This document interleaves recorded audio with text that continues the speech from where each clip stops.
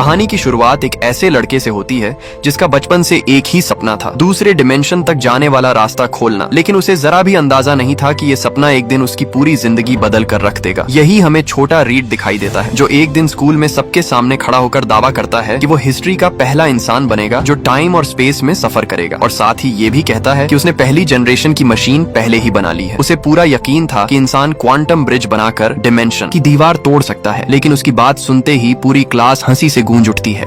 यहाँ तक कि टीचर भी हंसी नहीं रोक पाता और उसे वापस रिपोर्ट बनाकर लाने को कह देता है। उसका दोस्त बेन, जो शुरू से ही सीधा साधा था, अकेला ऐसा शख्स था जो रीड के इस पागलपन में साथ देने को तैयार था। उसी रात रीड चुपके से बेन के घर के स्क्रैप यार्ड में घुसता है और वहाँ से एक पुराना रेक्टिफायर उठा लाता है। फिर उसे चुपचाप अपनी गैराज में ले जाता है, जो उसकी सीक्रेट रिसर्च बेस बन चुकी थी। टेबल पर तरह तरह के अजीब इंस्ट्रूमेंट्स रखे थे, जो सब उसने कबाड़ से जोड़ जोड़ कर बनाए थे। और जैसे ही उसने अपनी मशीन ऑन की, टेबल पर रखी टेलीपोर्ट डिवाइस हिलने लगती है। अब उसकी बस एक ही दुआ थी कि ये फटे नहीं। लेकिन जैसे ही उसने स्टार्ट बटन दबाया, बगल वाले कमरे का टीवी अचानक सिग्नल खो बैठता है। दोनों को लगता है कि फिर से फेल हो गया, लेकिन तभी एक तेज चमक के बाद टेबल पर रखी कार की मॉडल टूल गायब हो जाती है और उसकी जगह कुछ छोटे छोटे पत्थर आ जाते हैं। पूरे टाउन की बिजली चली जाती है, लेकिन इस बार दोनों समझ जाते हैं कि आखिरकार वो कामयाब हो गए हैं। 7 साल बाद रीड और बेन दोनों बड़े हो चुके थे और स्क्रैप यार्ड से चुने हुए कबाड़ के दम पर उन्होंने सेकंड जनरेशन की टेलीपोर्ट डिवाइस बना ली थी। इस दिन दोनों अपनी इन्वेंशन लेकर स्कूल के साइंस फेयर में पहुंचते हैं। हॉल लोगों से भरा हुआ था और उनका प्रोजेक्ट दिखते ही सबकी नजरें उस पर टिक जाती हैं। रीड प्रोफेसर्स को बताता है कि ये एक जगह से दूसरी जगह भेजने की फ्रीक्वेंसी एडजस्ट करता है और तुरंत बगल में खड़े एक बच्चे से प्लेन का मॉडल उधार लेकर वहीं डेमो करता है। जैसे ही बेन बटन दबाता है, पोर्टल में रखा प्लेन मॉडल गायब हो जाता है और 7 साल पहले वाली पहली जनरेशन से फर्क ये था कि अब ये डिवाइस चीजों को वापस भी भेज सकती थी। लेकिन किसी को अंदाजा नहीं था कि प्लेन तो सही सलामत वापस आ जाएगा, मगर टेलीपोर्ट से पैदा हुई इतनी बड़ी एनर्जी से फेयर के मैनेजर का बास्केटबॉल हूप वहीं फट जाएगा। रीड मिट्टी से सना हुआ प्लेन मॉडल उठाकर शर्मिंदगी से प्रोफेसर्स को समझाने लगता है कि शायद वो चाइना के गंसू प्रांत का चक्कर लगा आया। जो टीचर कभी रीड का मजाक उड़ाता था, वो उसकी इन्वेंशन देखकर भी नाक भाव सिकोड़े हुए था और बिना कुछ पूछे सबके सामने ही रीड का बाकी डेमोन्स्ट्रेशन कैंसिल कर देता है। साथ ही बास्केटबॉल बोर्ड का नुकसान भी भरवाने को कह देता है। दोनों जब निराश होकर जाने की तैयारी में थे, तभी बैक्स्टर इंस्टीट्यूट का डीन फ्रैंक वहाँ आता है और हैरानी से पूछता है कि क्या ये डिवाइस सच में गैराज में बनी है। असल में फ्रैंक की टीम भी बेसिक प्रॉब्लम क्रॉस कर चुकी थी। वो चीजों को दूसरे स्पेस में भेज तो सकते थे, लेकिन स्टेबल फील्ड मेंटेन नहीं कर पाते थे। यानी उनकी डिवाइस अभी उस लेवल पर अटकी थी जो रीड ने स्कूल के दिनों में बनाई थी। रीड की ये नई इन्वेंशन ठीक उनकी वो प्रॉब्लम सॉल्व कर सकती थी, इसलिए फ्रैंक तुरंत उसे स्पेशल एडमिशन देने का फैसला कर लेता है और टॉप लेवल रिसर्च रिसोर्सेज का वादा करता है। इस तरह रीड अपना गांव छोड़कर बेन को साथ लेकर बैक्स्टर इंस्टीट्यूट पहुंचता है और फ्रैंक की quantum gate research team join कर लेता है। बड़े शहर में आते ही दोनों की आंखों में एक नयापन था। बेन बाहर की ऊंची इमारतें देखकर कहता है कि रीड का फ्यूचर यहीं है। ये जगह जैसे उसका अपना घर बनने वाली है। कॉरिडोर में घूमते हुए रीड को दीवारों पर बड़े स्कॉलर्स की अचीवमेंट्स दिखती हैं। उसे उस वक्त अंदाजा भी नहीं था कि यहाँ उसे ऐसे लोग मिलेंगे जो उसकी पूरी जिंदगी बदल देंगे। थोड़ी देर बाद लाइब्रेरी में उसकी मुलाकात फ्रैंक की बेटी सूजन से होती है, जो बाद में इनविजिबल वुमन बनती है। और हालांकि ज्यादा बात नहीं होती, फिर भी रीड को लगता है कि ये भी कोई बहुत काबिल इंसान है। असल में बहुत कम लोगों को पता था कि इस क्वांटम गेट प्रोजेक्ट की शुरुआत फ्रैंक ने नहीं, बल्कि रीड जैसी ही उम्र के एक यंग जीनियस विक्टर ने की थी, जिसने अपनी जिंदगी के 10 से ज्यादा साल इसमें लगाए थे। लेकिन किसी वजह से वो प्रोजेक्ट छोड़कर चला गया और जाने से पहले डेटा सर्वर्स भी जला डाले। अथॉरिटीज चाहती थीं कि उसे जेल भेजा जाए, मगर फ्रैंक उस जीनियस को बहुत कीमती समझता था। उस रात फ्रैंक विक्टर के पास जाकर उसे वापस आने को कहता है। ये भी बताता है कि जब विक्टर दूर था, तब रीड ने वो काम पूरा कर लिया जो विक्टर अधूरा छोड़ गया था। लेकिन विक्टर बेइज्जती से मुंह बनाकर मना कर देता है। कुछ दिन बाद रीड ऑफिशियली लैब ज्वाइन करता है।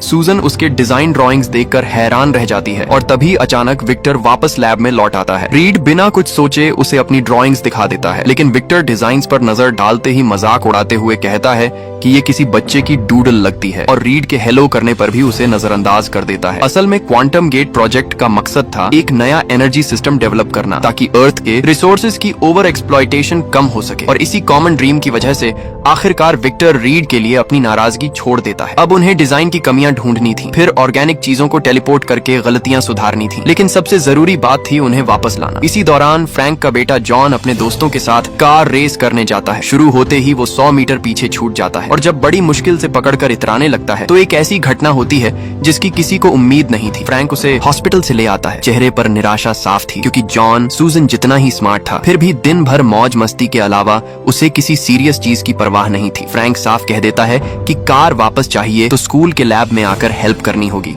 और उसे अपनी मेहनत से ठीक करना होगा। उस रात जॉन लैब पहुंचता है। अभी वो विक्टर से पुरानी बातें भी नहीं कर पाया था कि रीड उसे डिवाइस के पार्ट्स वेल्ड करने में मदद करने को बुला लेता है। टीम के बाकी मेंबर्स भी अपने अपने काम में लगे थे। दिन रात की मेहनत के बाद आखिरकार क्वांटम गेट का इनर चेम्बर तैयार हो जाता है। इधर बेन वापस अपने गांव लौट चुका था। जब उसे रीड की भेजी डिवाइस की फोटो मिलती है तो उसे अपने दोस्त की सक्सेस पर बहुत खुशी होती है। अगली सुबह इन्वेस्टर हार्वी रिसर्च सक्सेसफुल होने की खबर सुनकर शेयर होल्डर्स के साथ लैब पहुंचता है। स्टाफ एक बंदर को चेंबर में डालता है और काउंटडाउन खत्म होते ही टेलीपोर्ट हो रही चीज प्लेटफॉर्म से गायब हो जाती है। सक्सेस के बाद कुछ देर सिग्नल गायब रहता है, लेकिन जल्दी ही स्क्रीन पर मॉनिटरिंग वापस आ जाती है और सब हैरान रह जाते हैं जब देखते हैं कि बंदर जिस जगह भेजा गया वो बिल्कुल 1 अरब साल पहले की अर्थ जैसी लग रही थी। फ्रैंक को लगता है कि ये जगह शायद स्पीसीज की ओरिजिन और प्लैनेट इवोल्यूशन जैसे सवालों का जवाब दे सकती है। थोड़ी देर बाद एक तेज चमक के साथ बंदर सफलतापूर्वक वापस लौट आता है। लाइफ साइंस में कोई गड़बड़ी नहीं थी और वहाँ मौजूद हर इंसान इस टेक्नोलॉजी से चौंक जाता है। ये किसी नॉर्मल साइंस प्रोजेक्ट की सीमा से बहुत आगे की बात थी। इसके बाद हार्वी साफ कहता है कि इस प्रोजेक्ट में ऑफिशियल गवर्नमेंट पावर लानी ही होगी, लेकिन ये सुनते ही पूरी रिसर्च टीम विरोध करती है। खासकर विक्टर और रीड सबसे ज्यादा फर्म थे। उनका कहना था कि एक बार गवर्नमेंट इन्वॉल्व हो गई तो असली क्रिएटर्स को किनारे कर दिया जाएगा, बिल्कुल वैसे जैसे लोगों को सिर्फ पहला एस्ट्रोनॉट याद रहता है। उसके पीछे की साइंटिस्ट्स की मेहनत को कोई नहीं पूछता। जब सिचुएशन डेडलॉक में फंस जाती है तो रीड अचानक एक आइडिया देता है। चूंकि क्वांटम गेट की सेफ्टी ऑलरेडी प्रूव हो चुकी थी तो क्यों ना वो खुद पहले क्रॉस डायमेंशन एक्सप्लोरर्स बन जाएं। पूरा राउंड ट्रिप मुश्किल से 5 मिनट का था। उसी रात रीड अपने गांव में सो रहे बेन को मैसेज भेजता है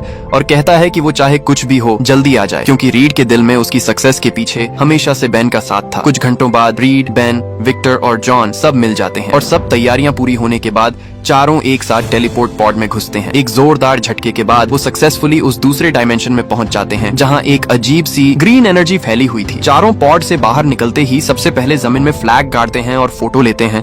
उन्हें हैरानी से पता चलता है कि ये एनर्जी मानो अपना खुद का कॉन्शियसनेस रखती है, यहाँ तक कि बाहरी एनवायरनमेंट के हिसाब से रिएक्ट भी करती थी। ये एनर्जी असल में क्या है, ये समझने के लिए वो क्लिफ से नीचे उतरने का फैसला करते हैं। हैरानी की बात ये थी कि ये ग्रीन सब्सटेंस फिजिकल टच पर भी रिएक्ट करती थी, जैसे कोई नर्व इम्पल्स हो। क्यूरियोसिटी में विक्टर अपना हाथ उसमें डाल देता है। अगले ही पल सब लोग डर कर भागने लगते हैं। बड़ी मुश्किल से रोप पकड़कर ऊपर चढ़ते हैं तो पीछे से आई एनर्जी उन्हें फिर से हिट करती है। विक्टर बच नहीं पाता, वो रोप से हवा में लटका रह जाता है। बाकी लोग उसे ऊपर खींचने की पूरी कोशिश करते हैं, लेकिन इस एनर्जी के सामने इंसानी ताकत बहुत छोटी साबित होती है और आखिर में उन्हें बेबसी से देखना पड़ता है कि विक्टर नीचे गिर जाता है। अब वापस लौटने का कोई रास्ता नहीं बचा था। तीनों बेबस होकर पॉड में घुसते हैं, लेकिन ठीक इसी वक्त रिटर्न सिस्टम काम करना बंद कर देता है। कंट्रोल रूम में बैठी सूजन ये सब देखकर तुरंत तेजी से कंप्यूटर पर काम करने लगती है। कई बार ट्राई करने पर भी कामयाब नहीं होती और मुश्किल तब बढ़ जाती है जब उस डायमेंशन में अचानक तेज आंधी आ जाती है। आखिरी पल में सूजन आखिरकार रिटर्न सिस्टम स्टार्ट करने में कामयाब हो जाती है और तीनों की चीखों के बीच पॉड किसी तरह अर्थ के लैब में सही सलामत वापस आ जाता है। टक्कर की जबरदस्त एनर्जी से सूजन वहीं बेहोश हो जाती है। रीड जब आंखें खोलता है तो उसे पता चलता है कि बेन भी बेहोश पड़ा है और सबसे डरावनी हालत जॉन की थी। वो पूरी तरह आग में जल रहा था। रीड चाहे कितना भी चिल्लाया कोई हरकत नहीं होती। वो अपने जख्मी शरीर को घसीटते हुए बेन की तरफ बढ़ता है, लेकिन सामने का नजारा देखकर उसकी आवाज ही निकलना बंद हो जाती है और वो वहीं डर के मारे बेहोश हो जाता है। जब उसे फिर से होश आता है तो उसे पता चलता है कि उसका पूरा शरीर अब 10 मीटर लंबा हो चुका था। लेकिन ऐसी हालत में भी रीड अपने दोस्तों को नहीं भूलता। उस वक्त उसे अंदाजा भी नहीं था कि सूजन समेत जॉन और बाकी सब भी बिल्कुल अलग तरह की सुपर पावर्स पा चुके हैं। बेहोश पड़ी सूजन की लाइफ साइंस तो नॉर्मल थी, लेकिन वो बेकाबू तरीके से कभी दिखती कभी गायब हो जाती थी। जॉन के शरीर में आग अभी भी जल रही थी और फ्रैंक अपने बेटे को तड़पता देखकर छुपाया नहीं जा सकने वाला दुख लिए खड़ा था। अभी सब समझ भी नहीं पाए थे कि हुआ क्या है कि एक जबरदस्त एनर्जी उनकी तरफ बढ़ने लगती है। जॉन का शरीर हजारों डिग्री की गर्म आग की लपटें छोड़ने लगता है और उसे उड़ने की भी ताकत मिल जाती है। तभी रीड को बेन की मदद की आवाज सुनाई देती है। उस वक्त उसे बस जल्दी से जल्दी अपने दोस्त को बचाना था। हैरानी की बात यह थी कि उसने बस अपनी बांह हल्के से समेटी और उसका 10 मीटर लंबा शरीर तुरंत नॉर्मल हो जाता है। खुद को बांधे स्ट्रैप्स खोलकर वो बेन की आवाज की तरफ भागता है। दूसरों की नजर में आने से बचने के लिए एक तंग वेंटिलेशन शाफ्ट में घुसता है और आखिरकार एक टूटी फूटी जगह में उसे बेन मिलता है, जो अब पत्थर का इंसान बन चुका था। मेरे खुदा, रीड, मेरे साथ ये क्या हो गया? तभी चारों तरफ अलार्म बजने लगता है। घबराहट में रीड अपने साथ लड़ने वाले दोस्तों को छोड़कर अकेले ही फैसिलिटी से भाग जाने का फैसला कर लेता है। उस दिन फ्रैंक अपने कमरे में बैठा सोच में डूबा था। क्वांटम गेट प्रोजेक्ट पूरी तरह उसकी रिस्पॉन्सिबिलिटी के तहत था और अब इतना बड़ा हादसा हो गया था, इन्वेस्टर जरूर उसे परेशान करेंगे। और सच में थोड़ी देर बाद हार्वी वहाँ आता है। पहला ही सवाल था कि रीड कहाँ गया। फ्रैंक का मानना था कि वो बस डरे हुए बच्चे हैं, उन्हें मॉन्स्टर की तरह पकड़ना ठीक नहीं। लेकिन हार्वी का मानना था कि उनकी सुपर पावर्स देश के लिए बहुत बड़ी अहमियत रखती हैं, इसलिए अब गवर्नमेंट के साथ कोलैबोरेट करना ही एकमात्र रास्ता है। मजबूरी में फ्रैंक को समझौता करना पड़ता है। इसके बाद विक्टर पत्थर बन चुके बेन को ढूंढ निकालता है और बताता है कि रीड उसे अकेला छोड़कर भाग चुका है। फिर उसे देश के लिए काम करने पर राजी करने की कोशिश करता है। हमारे पास रिसोर्सेज हैं, दुनिया के सबसे बेहतरीन, हम इसका कोई ना कोई सोल्यूशन जरूर ढूंढ लेंगे। आखिरकार बेन हार्वी की बातों से राजी हो जाता है। 1 साल बाद इस दौरान बेन कई बार बैटलफील्ड में जा चुका था। उसका काम अब मिलिट्री के लिए एक सुपर वेपन की तरह इस्तेमाल होना था। बेन के अलावा जॉन और सूजन को भी मिलिट्री ने अपने कंट्रोल में ले लिया। गवर्नमेंट ने खास तौर पर उनके लिए ऐसे इक्विपमेंट बनाए ताकि वो अपनी पावर्स को बेहतर तरीके से कंट्रोल कर सकें। साइंटिस्ट्स को रिसर्च से पता चलता है कि ये सारी पावर्स एक ही जगह से आ रही हैं, एक डिमेंशन जिसे प्लेनेट जीरो कहा जाता है। यानी इस जगह में देश की मिलिट्री कैपेबिलिटी बदलने की भी पोटेंशियल थी। इसलिए हार्वी मिलिट्री के साथ मिलकर क्वांटम गेट 2 नाम का प्रोजेक्ट शुरू करता है। प्लान था आर्मी को भी उस डायमेंशन में भेजना ताकि सोल्जर्स को भी एनर्जी से एनहांस किया जा सके। इसी दौरान जॉन अपनी कस्टम बैटल सूट पहनकर फ्लाइंग प्रैक्टिस कर रहा था। बेस पर लौटने पर स्टाफ अनाउंस करता है कि उसने फिर एक नया रिकॉर्ड बनाया है, लेकिन जॉन को लगता था कि वो और भी तेज हो सकता है। उधर सूजन भी बैलेंस पर लगातार प्रैक्टिस कर रही थी। उसे लगता था कि मिलिट्री उन्हें ठीक करना चाहती है ताकि वो नॉर्मल लाइफ में लौट सकें। उसे अंदाजा भी नहीं था कि वो पहले ही एक एक्सपेरिमेंट सब्जेक्ट बन चुकी है। इसी वक्त हार्वी मिलिट्री के टॉप ऑफिशियल्स को बेस टूर करा रहा था। आज का main attraction quantum gate 2 device था, लेकिन उनके सामने एक बड़ी प्रॉब्लम थी। पहला क्वांटम गेट रीड और विक्टर की कंबाइंड रिसर्च का नतीजा था और अभी दोनों में से कोई भी बेस पर नहीं था। मिलिट्री ये भी चाहती थी कि बेन के अलावा जॉन भी बैटलफील्ड में भेजा जाए। इसे रोकने का बस एक ही तरीका था, जल्दी से क्वांटम गेट ठीक करके जॉन को क्यूर किया जाए। इसके लिए फ्रैंक खास तौर पर सूजन के पास जाता है और उसे कहता है कि वो रीड को वापस ढूंढ कर लाए। लेकिन सूजन का मानना था कि रीड एक डिजर्टर है जिसने सबको छोड़कर अकेले भाग जाना चुना था। फिर भी मौजूदा हालात में जल्दी से रीड को ढूंढना ही एकमात्र रास्ता था। आखिरकार फ्रैंक के बार समझाने पर सूजन रीड को ढूंढने में मदद करने को राजी हो जाती है। टेक्निकल टीम ट्रैक करती है कि 3 महीने पहले रीड ने पैनामा में अपना ईमेल अकाउंट लॉग इन किया था और ब्राउजिंग हिस्ट्री के हिसाब से सूजन को पता चलता है कि वो बैचेस में स्क्रैप मेटल खरीद रहा था। इतना ही नहीं, वो पत्थर बने बेन की भी तलाश कर रहा था। इसी बीच पैनामा के आसपास रीड $15 में एक सेफ्टी बोल्ट खरीदता है। वो अभी जहाँ रह रहा था वो शहर की भीड़ भाड़ से बहुत दूर था। बहुत कम लोग उस उजड़े हुए घर तक पहुँच पाते थे। अंदर बिल्कुल उसके स्कूल के टाइम की गैराज जैसा माहौल था। असल में लैब से भागने के बाद रीड लगातार अपनी खुद की एक बैटल सूट पर काम कर रहा था। उम्मीद थी कि किसी दिन वो बेन को वहाँ से बचा पाएगा, लेकिन उसे नहीं पता था कि सूजन मीलों दूर से ही उसे पैनामा के पास ट्रैक कर चुकी है।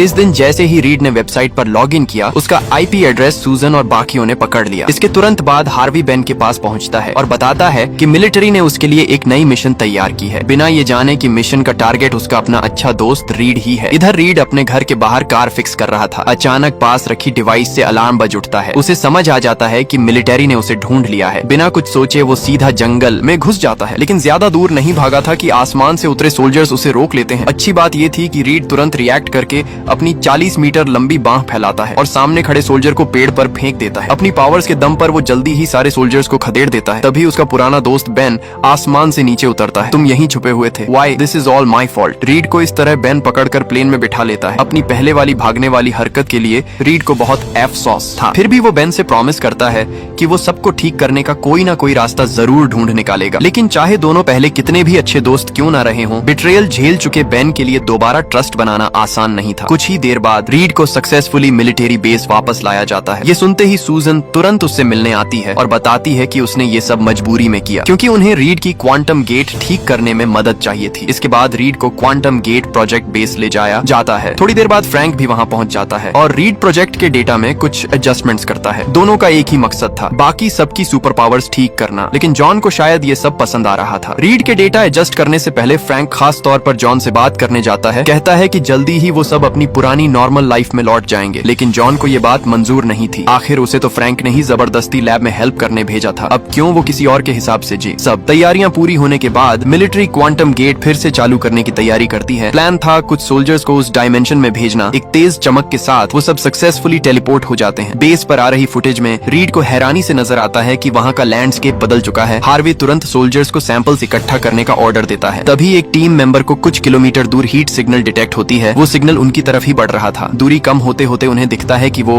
शेप इंसान जैसी है और उसके आसपास कुछ एलियन एलिमेंट्स भी हैं। सबके हैरान चेहरों के बीच एक जानी पहचानी शैडो धीरे धीरे उनकी तरफ बढ़ती है। देखने से लग रहा था कि वो घायल है। हार्वे तुरंत उस शख्स को अर्थ वापस लाने का ऑर्डर देता है। जैसे ही स्ट्रेचर टेलीपोर्ट गेट से बाहर निकलता है, सबकी आंखों को यकीन ही नहीं होता। किसे पता था कि जो विक्टर साल भर पहले उस ग्रीन एनर्जी में गिर गया था, वो सही सलामत वापस आ जाएगा। इस वक्त विक्टर बिल्कुल पहचान में नहीं आ रहा था। उसका पूरा शरीर मानो किसी आर्मर सूट से जुड़ गया था। त्वचा भी डार्क ग्रे मेटालिक टेक्सचर में बदल चुकी थी। हार्वे क्यूरियोसिटी में पूछता है कि वो कैसे बच पाया, लेकिन उसका जवाब सुनकर हार्वे को तुरंत अपने सवाल पर पछतावा होने लगता है। That place kept me alive. Power the kind man like you must never possess. इतना बोलते ही हार्वे वहीं ढेर हो जाता है। विक्टर अब वो जीनियस नहीं रहा जो कभी खुद को साबित करना चाहता था। अपनी रिसर्च किसी और के कब्जे में देखकर वो अब सिर्फ रिवेंज चाहने वाला डॉक्टर डूम बन चुका था। पूरे बेस में तुरंत रेड अलार्म बज उठता है। सूजन और बाकियों को भी बिल्कुल अंदाजा नहीं था कि जो विक्टर कभी उनके साथ कंधे से कंधा मिलाकर लड़ता था, वो अब लैब में खुला कत्लेआम कर रहा है। आवाज सुनकर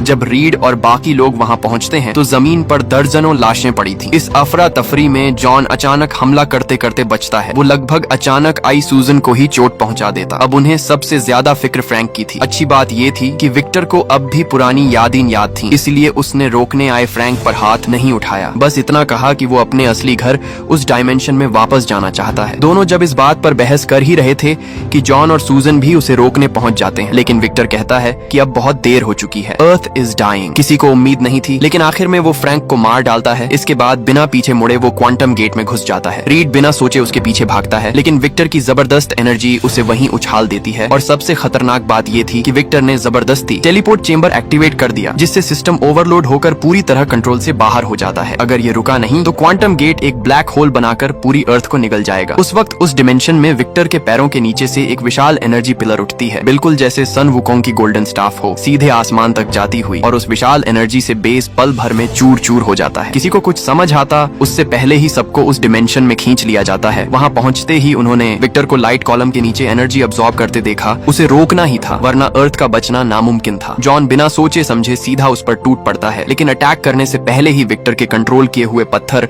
उसे धराशायी कर देते हैं। इसके बाद बेन भी हिम्मत करके अटैक करता है, लेकिन उसका हाल जॉन से भी बुरा होता है। रन! इस वक्त अर्थ धीरे धीरे निगली जा रही थी। सड़कें फट रही थी, ऊंची इमारतें पल भर में गिर रही थी। अनगिनत लोग बेबसी में चीखते चिल्लाते भाग रहे थे। उन्हें अंदाजा भी नहीं था कि जमीन में छुप जाने से भी कुछ फायदा नहीं होगा। इसके बाद विक्टर एनर्जी से डस्ट स्टॉर्म उठाता है और इनविजिबल सूजन को एक्सपोज करके जमीन पर पटक देता है। रीड उसे रोकने की कोशिश करता है, लेकिन बात पूरी होते ही विक्टर की छोड़ी स्पेशल एनर्जी वेव उसे कंट्रोल कर लेती है। वो पूरी तरह जमीन पर जकड़ा रह जाता है। जब विक्टर बाकियों को खत्म करने ही वाला था तो रीड सबसे पहले खुद को छुड़ाकर काउंटर अटैक शुरू कर देता है। असल में इस जगह का एनर्जी एनवायरनमेंट न सिर्फ विक्टर को बल्कि उन चारों की पावर्स को भी और मजबूत कर रहा था। रीड अपने बॉडी के स्ट्रेच की मदद से विक्टर को जमीन पर पटक देता है ताकि बाकी साथियों को थोड़ा सांस लेने का मौका मिल सके। जैसे ही बेन पत्थरों के बंधन से आजाद होता है, वो कई टन वजनी चट्टान उठाकर पूरी ताकत से विक्टर पर दे मारता है। इसके बाद जॉन फिर से आग जलाकर खुद को एक फायर बॉल में बदल लेता है और बार बार विक्टर पर हमला करके